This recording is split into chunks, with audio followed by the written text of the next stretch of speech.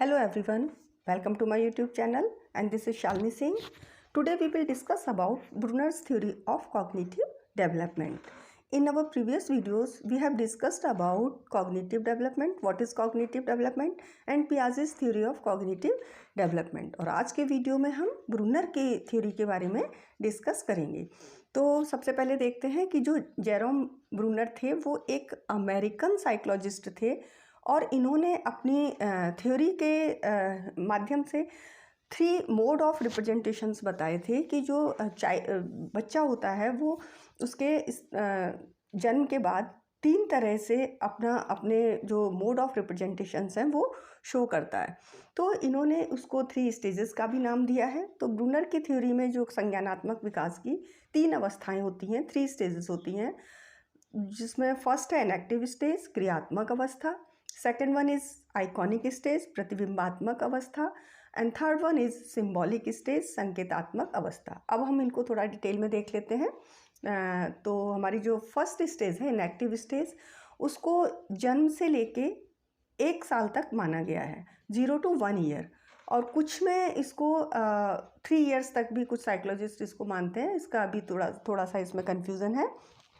तो ये 0 to 1 year जो बच्चा होता है उसकी जितनी भी एक्टिविटीज़ होती हैं वो किस तरह की एक्टिविटीज़ करता है, वो मोटर एक्टिविटीज़ करता है, गामक क्रियाएं होती हैं, जैसे शरीर को चलाना, हाथ पैर मारना, इस तरह की एक्टिविटीज़ करता है।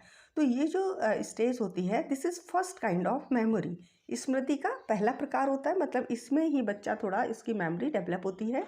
This mode is used with in the first year of year, पहले वर्ष में इसका प्रयोग किया जाता है। Thinking is based entirely on physical action, मतलब जो भी बच्चा सोचता है किस तरह से सोचता है, अपनी शारीरिक क्रियाओं के द्वारा ही वो सोचता है, अपनी मोटर एक्टिविटीज़ जो बच्चा करता है उसी के अकॉर्डिंग ही वो सोचता है। It involves N according physical action based on information and storing it in their memory, मतलब जो भी फिजिकल एक्टिविटीज़ करता है उसी को वो अपनी मेमोरी में भी स्टोर करता है। जैसे एक एग्जांपल ले लेते हैं, कोई बच्चा किसी टॉयज से खेल रहा है, रैटल्स को हिला रहा है, तो उससे उसको आवाज़ सुनाई देती है, वो आवाज़ उसे अच्छी लगती है, तो उसको पता है कि इससे कुछ हमें जो हमारी फीलिंग प्लेजेंट फीलिंग आ रही है, तो इसके लिए कई बार उसके हाथ में वो रैटल नहीं भी होगा, फिर भी वो हाथ हिला के उसको सुनने की कोशिश करता है। मतलब इसमें क्या है, फिजिकल एक्शन के द्वारा ही बच्चा सब कुछ सीखता है। Inactive stage is the stage of action.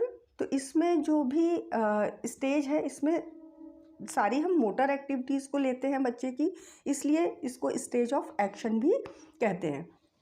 इसको कोई भी बच्चा किसी भी चीज़ को जानने के लिए क्या करता है, उसे पकड़ता है, काटता है, ठीक है, उसको फोल्ड करने की कोशिश करता है, उसको मतलब उसको रब करता है, या फिर उसको फर्श पे बार बार उसको मारता है। तो ये क्या है, मोटर एक्टिविटीज़ के द्वारा ही वो सब कुछ सोचता है और उसके बारे में जानने की कोशिश करता है। Second stage is iconic stage, जिसको हम प्रतिबिंबात्मक अवस्था कहते हैं। इसका जो ड्यूरेशन है 1 to 6 ईयर्स का है। इसमें अब बच्चा थोड़ा बड़ा हो जाता है और वो चीज़ों को देखने लगता है, इमेजेस को देखता है, उनको जानने की कोशिश करता है। तो इस स्टेज में क्या होता है, images are stored as sensory images, visually once like pictures in the mind. तो इसमें जितनी भी जो इमेजेस हैं वो अपने माइंड में स्टोर करने की कोशिश करता है, किस फॉर्म में, पिक्चर्स के फॉर्म में, ठीक है। Second, the students are more motivated to learn by watching. इस स्टेज में आके बच्चे क्या करते हैं, चीज़ों को देख के ज़्यादा अच्छी तरह से सीखने की कोशिश करते हैं। मतलब उनके सामने कोई चीज़ होती है तो उसके बारे में वो और ज़्यादा जानने की कोशिश करते हैं। In this stage students have to show a picture of an object to remember. अगर बच्चों ने किसी चीज़ की पिक्चर देखी हुई है ना, कोई इमेज देखी हुई है, तो उसको वो ज़्यादा टाइम तक याद रख सकते हैं, उनको वो ईज़िली याद कर सकते हैं। अगर हम कोई भी चीज़ बच्चे को बता रहे हैं, अगर हम उसको इमेजिनेशन करा के बता रहे हैं किसी भी चीज़ के बारे में, तो वो उसको याद नहीं रख पाएंगे। लेकिन अगर हम उस चीज़ का मॉडल, उसकी पिक्चर या फिर कोई उसका हम वीडियो दिखा रहे हैं बच्चे को, तो वो उसको अच्छे से याद रख पाएंगे। Iconic stage is the stage of images of perceptual ideas. तो इसमें जो आइकॉनिक इमेजेस है, ये जो प्रतिबिंबात्मक अवस्था है, ये इसमें जो बच्चा होता है वो इमेजेस के थ्रू ही अपना एक तरह से अंडरस्टैंडिंग डेवलप करता है किसी भी चीज़ के बारे में। तो ये जो स्टेज है इसको कहते हैं कि stages of images of perceptual ideas. Next one is symbolic stage. The third stage is symbolic stage. इसको संकेतात्मक अवस्था कहते हैं और ये 7 ईयर्स के ऊपर होती है, 7 या 6 ईयर्स के ऊपर। In this stage of life imagination are stored in the form of code और सिम्बल सच एज लैंग्वेज। यहाँ पे एक लैंग्वेज डेवलपमेंट बहुत ज़्यादा इम्पॉर्टेंट हो जाता है इस स्टेज पे आके। तो जो बच्चा अभी तक जो इन्फॉर्मेशन को था इमेजेस के फॉर्म में स्टोर करता था, अब वो सिम्बल्स कोड्स जैसे लैंग्वेज के फॉर्म में अपने ब्रेन में स्टोर करना सीख जाता है। ठीक है।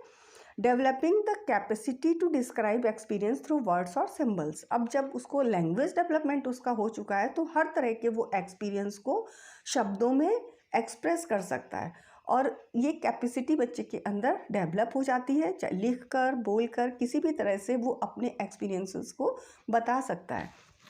Capacity to think in abstract terms, मतलब इस पे आके बच्चा जो है वो एब्स्ट्रैक्ट थिंकिंग भी कर सकता है। इसके अंदर ये कैपेसिटी भी डेवलप हो जाती है।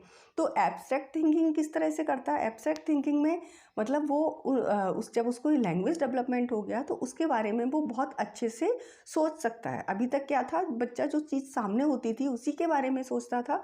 अब जो चीज़ सामने नहीं है उसके बारे में भी वो थिंकिंग कर सकता है।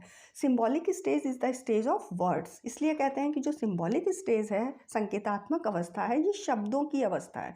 शब्दों की अवस्था क्योंकि ये पूरी तरह से लैंग्वेज पे ही बेस्ड होती है। तो इस तरह से इन्होंने 3 स्टेजेस ऑफ रिप्रेजेंटेशंस बताया था। सबसे पहला था हमारा inactive stage, iconic stage and symbolic stage. अब हम इसके इम्प्लीकेशन इन एजुकेशन देख लेते हैं। शिक्षा में इसके क्या निहितार्थ हैं। तो इसमें सबसे पहले तो language occupies an important place in child's cognitive development. मतलब जो बच्चे का संज्ञानात्मक विकास होता है उसमें भाषा का बहुत ही महत्वपूर्ण स्थान होता है, क्योंकि भाषा ही बच्चे को एक्सप्लोर करने के लिए क्या करती है, अंदर से मोटिवेट करती है, अपने एक्सपीरियंस को एक्सप्रेस करने के लिए मोटिवेट करती है। Next, this theory lays stress on exploration method. यह सिद्धांत अन्वेषण विधि पर जोर देता है। मतलब इसमें जैसे ब्रूनर कहते थे कि बच्चा अपने ज्ञान का खुद निर्माण करता है। तो इनकी कंस्ट्रक्टिविस्टिक अप्रोच भी है थोड़ी सी यहाँ पे, कि जो बच्चा है खुद से सीखने की कोशिश करता है चीज़ों को, अपने आसपास का जो वर्ल्ड है उसको एक्सप्लोर करने की कोशिश करता है और उसके बारे में जानने की कोशिश करता है। तो इसलिए कहते हैं this theory lays stress on exploration method. Use of teaching methods and techniques according to the stage of a child's cognitive development.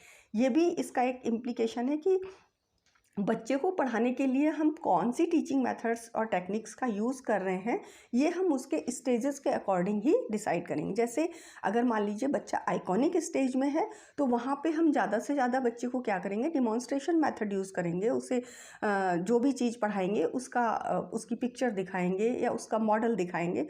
तो उससे क्या होता है कि वो उसको अच्छे से मेमोराइज़ कर पाता है, उसको वो याद रख पाता है। अगर हम ऐसे ही इनवर्ड्स एक्सप्लेन करेंगे तो बच्चे को ज़्यादा वो अच्छे से समझ नहीं पाएगा।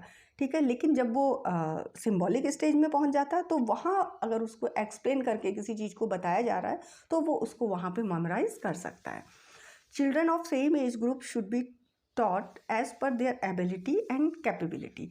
इसमें क्या है कि जो बच्चे होते हैं एक ही एज ग्रुप के हों, लेकिन उनको कैसे पढ़ाना चाहिए, उनकी एबिलिटी और कैपेबिलिटी। यहाँ पे इंडिविजुअल डिफरेंसेस का हमें ध्यान रखना चाहिए, क्योंकि सारे बच्चे एक जैसे नहीं होते हैं। तो उनकी कैपेबिलिटीज़ और उनकी एबिलिटीज़ का हमें बहुत ध्यान रखना चाहिए।